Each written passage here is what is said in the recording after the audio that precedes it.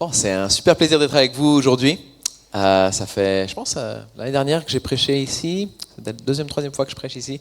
Donc, pour me représenter, moi, c'est Joseph ou Joey. Je suis un des responsables dans l'église Renaissance qui a le plaisir d'être accueilli par votre église ici les dimanches soirs. Et c'est un grand plaisir d'être ici avec vous ce matin. La différence entre la dernière fois que je prêchais et cette fois-ci, c'est que je suis devenu papa. Donc voilà, il y a ma femme avec mon petit là. Tout chou. Voilà. Le petit Calvin. Oui. Et aujourd'hui, j'espère que vous avez vos Bibles ou vos téléphones portables en mode avion, mais avec la Bible ouverte. Parce qu'on va faire une petite étude biblique et on va être dans Jean chapitre 17. Quand j'ai parlé de Jean chapitre 17 à Rico, il m'a dit « Ça, c'est un passage dur. » Donc, il faut qu'on se concentre un petit peu. On a chanté combien Jésus est glorieux juste avant. Et ce passage nous parle de la gloire de Jésus d'une façon vraiment unique. Et je vais vous expliquer pourquoi. Mais alors que je lis, je vais lire Jean chapitre 17 du verset 1 jusqu'à 13. Et ensuite, je vais sauter à 22-23. Ok ? Donc, Jean 17, 1 à 13, 22-23. Après avoir ainsi parlé, vous êtes là ? Vous êtes bon ? Prêt ? C'est bon ? Jésus leva les yeux au ciel et dit, « Père, l'heure est venue. Glorifie ton Fils afin que ton Fils te glorifie. Selon que tu lui as donné pouvoir sur toute chair, afin qu'il accorde la vie éternelle à tous ceux que tu lui as donnés. Or, la vie éternelle, c'est qu'ils te connaissent. Toi, le seul vrai Dieu, et celui que tu as envoyé, Jésus-Christ. Je t'ai glorifié sur la terre, j'ai achevé l'œuvre que tu m'as donnée à faire, et maintenant, Père, glorifie-moi auprès de toi-même de la gloire que j'avais auprès de toi avant que le monde soit. Pendant qu'on lit ce passage, réfléchissez à qu'est-ce que ça nous dit sur Dieu, et aussi à qu'est-ce que ça nous dit sur l'Église. J'ai fait connaître ton nom aux hommes que tu m'as donnés du milieu du monde. Ils étaient à toi et tu me les as donnés et ils ont gardé ta parole. Maintenant, ils ont connu que tout ce que tu m'as donné vient de toi. Car je leur ai donné les paroles que tu m'as données. Et ils les ont reçues et ils ont vraiment connu que je suis sorti de toi. Et ils ont cru que tu m'as envoyé.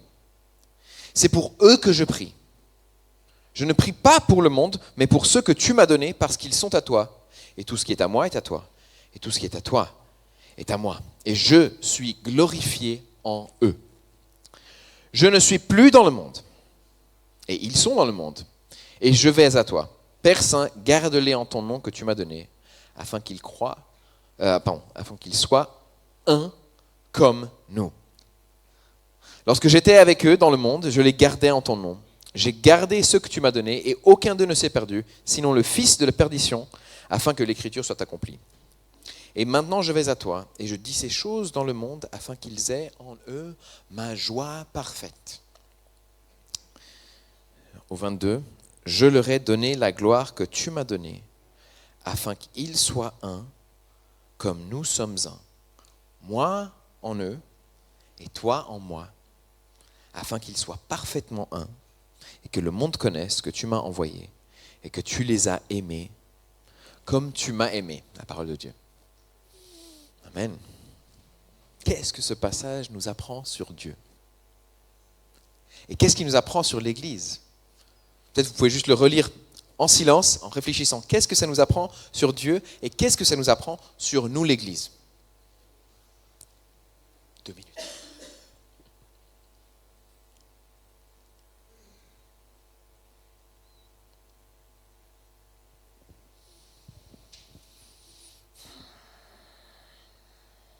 C'est un passage difficile, c'est pour ça que je vous donne un peu de temps pour le digérer.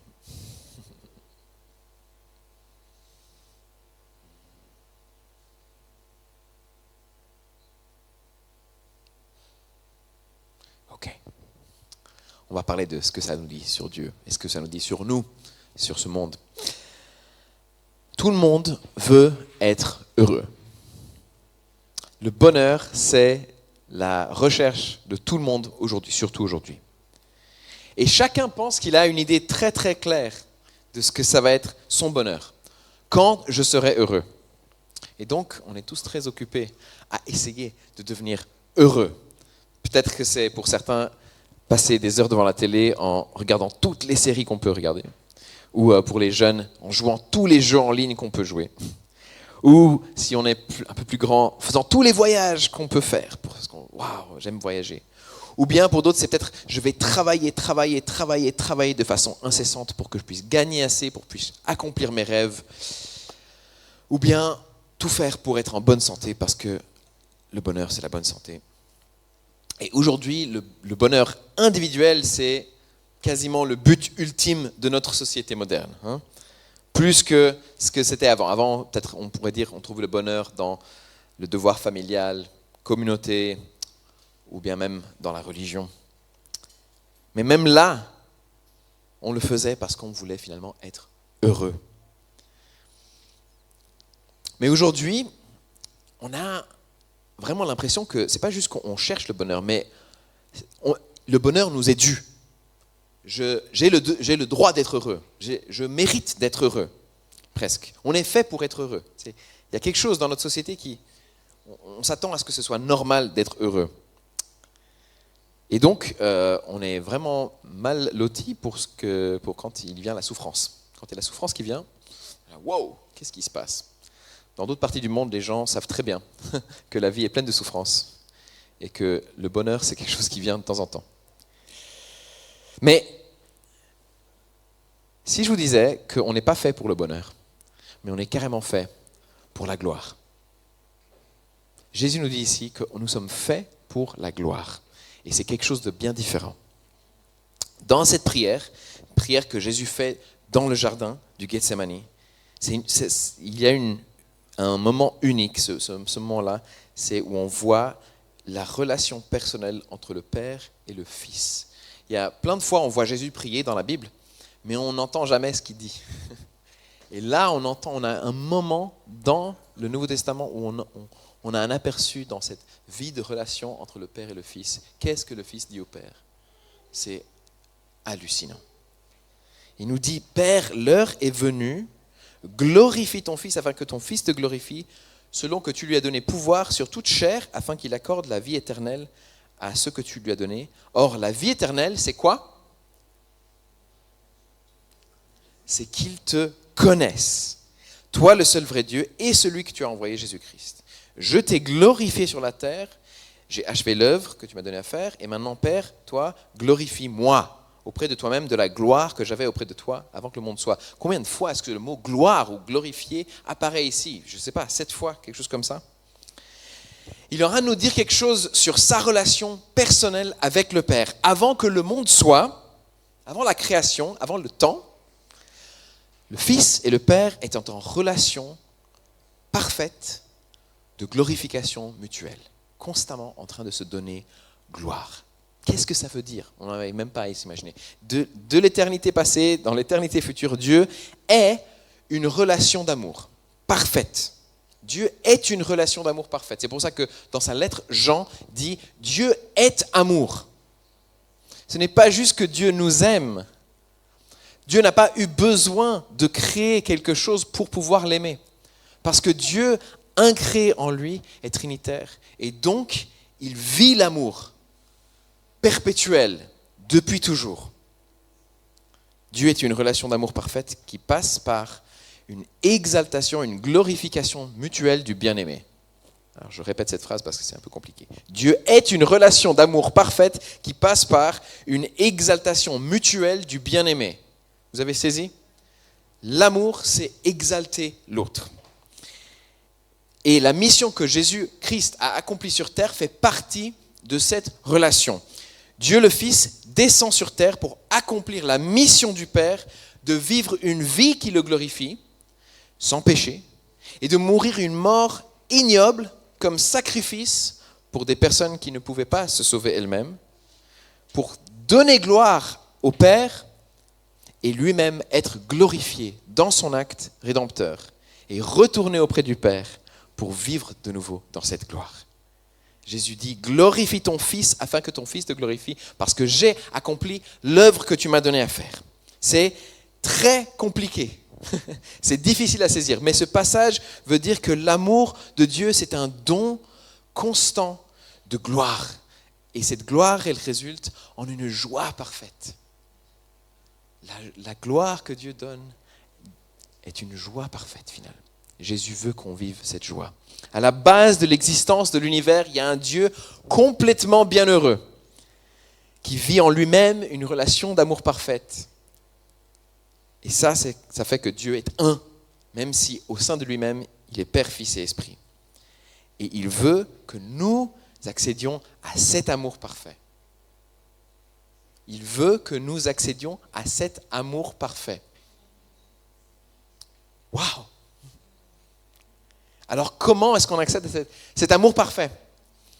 Jésus dit, la vie éternelle, donc cette vie perpétuelle divine, c'est qu'ils te connaissent, toi, le seul vrai Dieu et celui que tu as envoyé, Jésus-Christ. Qu'est-ce que la vie? Jésus, il renverse toutes les attentes de ce monde. Nous pensons que la vie, c'est le plaisir, c'est la romance, c'est les richesses, c'est l'aventure.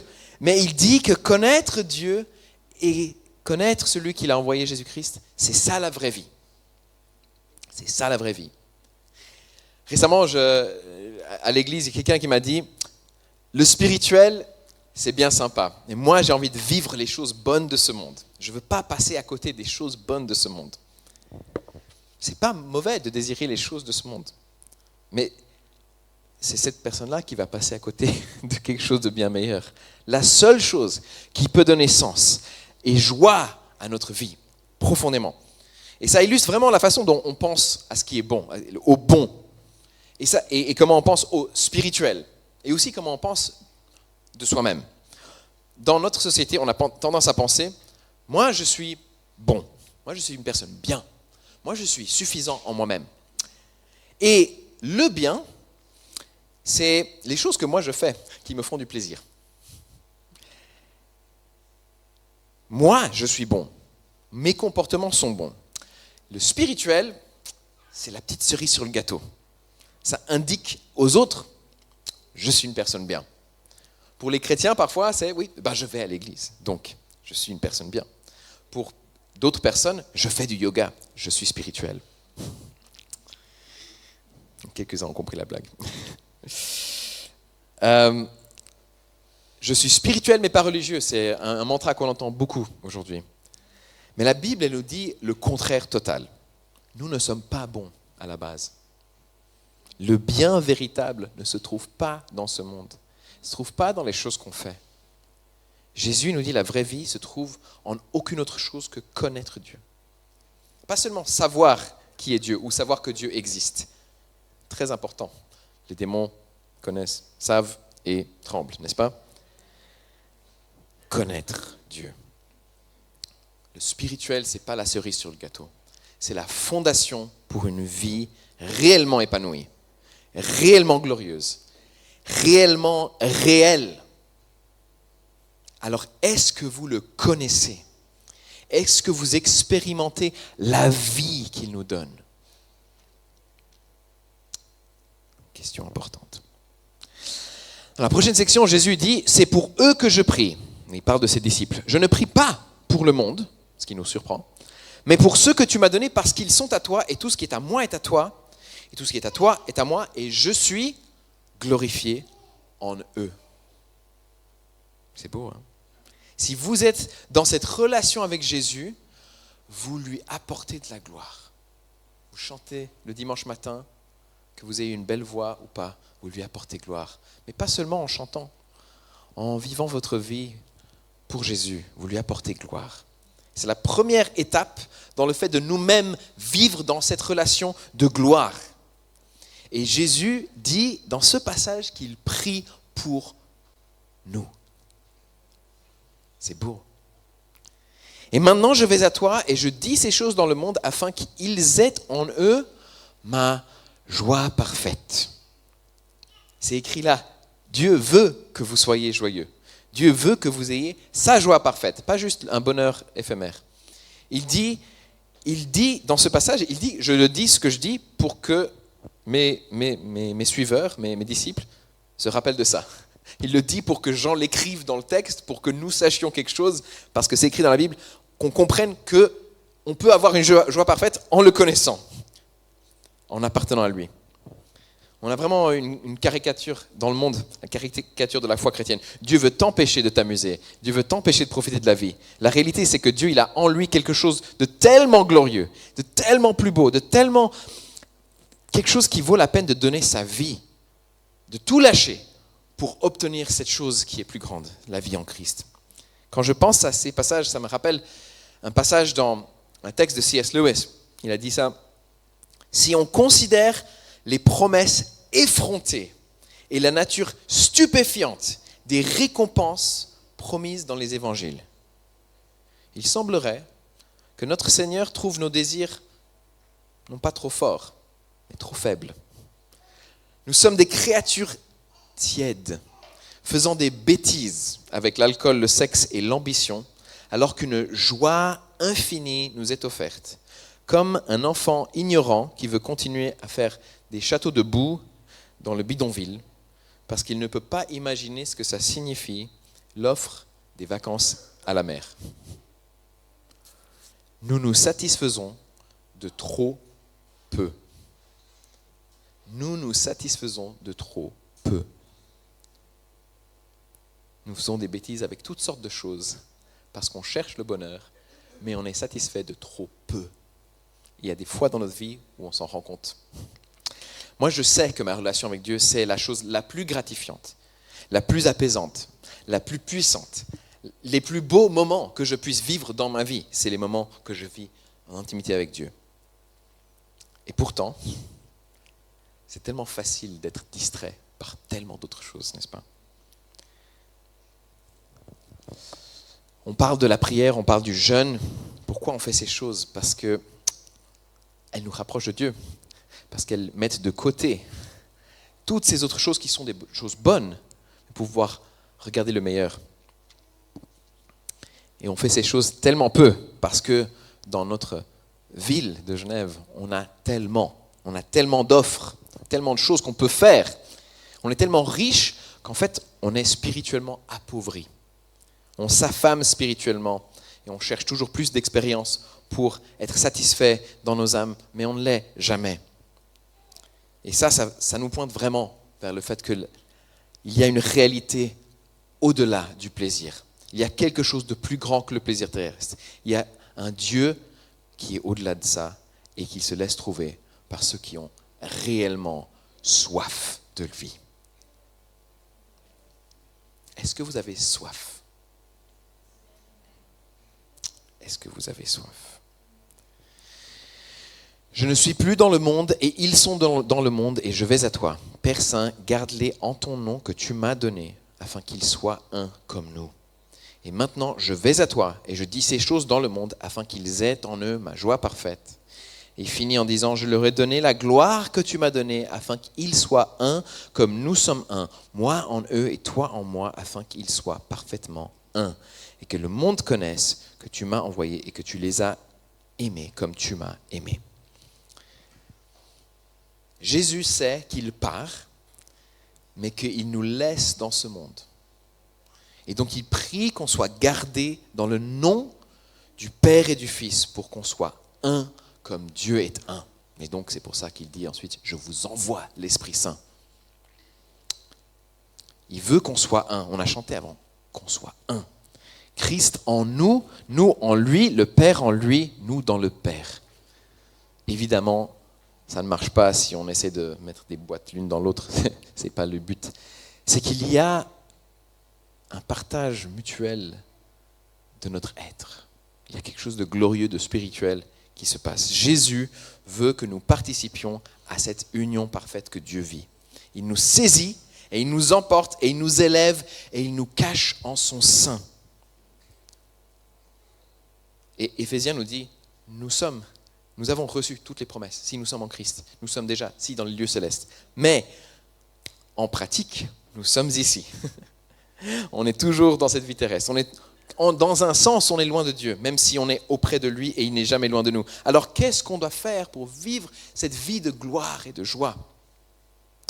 Jésus, il nous dit, moi et le Père, nous vivons cette relation de gloire perpétuelle. Je veux que vous viviez ça sur terre.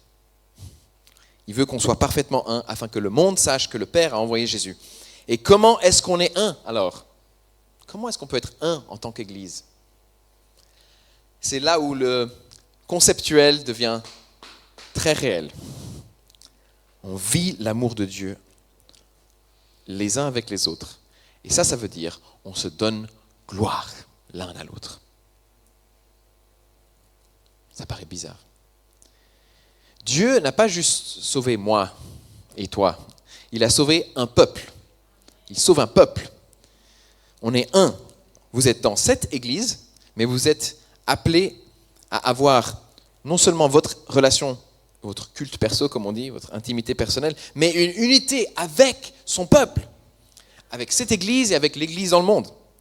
Vous êtes appelés à honorer les gens de votre église, à glorifier, à prier pour ce peuple, à aimer ce peuple, afin que le monde voit que nous sommes un et que le monde se tourne vers Dieu et le glorifie. Non seulement, ce n'est pas juste un appel, c'est une condition pour la gloire finale. Jésus dit, je t'ai glorifié sur la terre, j'ai achevé l'œuvre que tu m'as donnée à faire, et maintenant toi, Père, glorifie-moi auprès de toi-même. Sa gloire finale, en tant que Jésus, homme, vient de son obéissance à la mission du Père. Et donc, nous aussi, on est investis d'une mission. Apporter la gloire de Dieu sur terre, par notre vie, à travers l'Église aussi. Et pour finalement arriver à Dieu et recevoir sa gloire. On participe à ce que Dieu vit. Comme le dit Pierre dans son épître, il dit « Sa divine puissance nous a donné tout ce qui contribue à la vie et à la piété au moyen de la connaissance de celui qui nous a appelés par sa propre gloire et par sa vertu.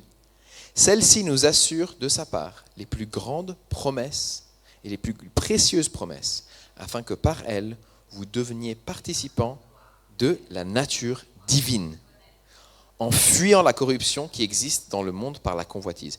Participants de la nature divine. Il n'est pas en train de dire qu'on va avoir la même gloire que Dieu, bien sûr, ça ce serait hérétique, mais nous allons participer d'une façon ou d'une autre à la nature divine. Notre vie n'est pas juste pour le bonheur, le plaisir, mais pour la gloire ultime, la vie vraie, la véritable vie, connaître Dieu, imiter ce Dieu. Et notre gloire, elle passe par se glorifier les uns les autres. Chaque fois que vous servez dans l'église, chaque fois que vous vous bénissez les uns les autres, chaque fois que vous priez pour quelqu'un dans l'église, vous êtes en train de les glorifier. Et ça vous apporte gloire aussi devant Dieu. Je vais donner quelques exemples de comment moi j'ai vécu ça récemment. Voilà, donc je vous ai dit, notre bébé il est né récemment. L'église entière, notre église nous a servi de façon tellement incroyable. Tous les jours, pendant un mois, on avait des gens qui nous apportaient à manger. C'était hallucinant. On était juste tellement touchés. Parce que nous, on a donné cet exemple dans la vie de l'église. On a aussi vécu ça. Et plus, je pense même, que ce que nous avons donné. Dieu donne toujours plus que ce qu'on donne. On n'arrive jamais à lui donner plus. On est bénis et nous bénissons. Et le monde voit ça, les gens nos amis, ils sont là, waouh, qu'est-ce que c'est que ça ? C'est incroyable. Ça apporte gloire à Dieu. Ça apporte gloire à son Église. Un autre exemple plus récent. Avant-hier, j'ai eu un rêve pour un ami dans l'Église. Et je savais qu'il était stressé à cause d'une situation actuelle. Donc, je me réveille, je prie pour lui. Et je reçois une série de paroles d'encouragement pour lui. Et je lui fais un vocal sur WhatsApp. Et quelques heures plus tard, il me répond, il me remercie, il me dit, ça m'a parlé directement. L'après-midi même, je reçois un message WhatsApp d'un ami de longue date qui habite en Angleterre, qui était à une conférence. On ne s'est pas parlé depuis très longtemps. Et il priait pour moi. Il priait, et il a eu une image de moi. Et tout à coup, il a eu des paroles d'encouragement qui parlaient exactement dans une situation qui me stressait, moi. Je trouvais ça assez phénoménal comme chose à vivre. On donne la gloire, on reçoit les bénédictions. l'Esprit est à l'œuvre dans l'Église quand on œuvre, quand on sert. Et il nous fait participer à la vie de Dieu et on se glorifie mutuellement pour que le peuple de Dieu avance et brille dans le monde.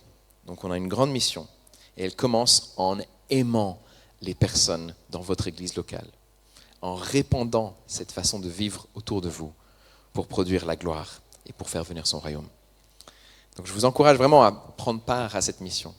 Ça commence en étant un avec Dieu, en connectant à Dieu, en cherchant la vraie vie en Dieu. C'est cette chose qu'on passe tellement souvent à côté. Et en montrant au monde qu'il y a quelque chose de plus glorieux que juste les plaisirs de ce monde. Parce que toutes ces choses vont partir un jour. Un jour, si vous êtes marié, un jour vous allez mettre votre mari, votre femme dans la terre. Et alors, qu'est-ce qui va rester ? Un jour, même si vous avez plein de richesses, un jour vous ne pourrez plus en profiter. Alors qu'est-ce qui va rester ? Seulement Dieu. Mes projets, mes désirs, mes objectifs de vie, même s'ils sont bons, même s'ils sont vertueux, ce n'est rien comparé à la gloire éternelle qui nous est réservée et que Jésus nous offre si on est prêt à lui donner tout ça pour obtenir quelque chose de mieux que c'est lui qui va nous offrir. Seigneur, je te remercie pour cette Église, je te remercie pour ce peuple de Dieu, je te remercie pour l'Église de Genève, l'Église dans le monde, Seigneur, qui est ton corps sur terre, qui démontre ta gloire. Seigneur, souvent, malheureusement, on ne démontre pas ta gloire. Nous voulons être un, comme toi tu es un avec le Père.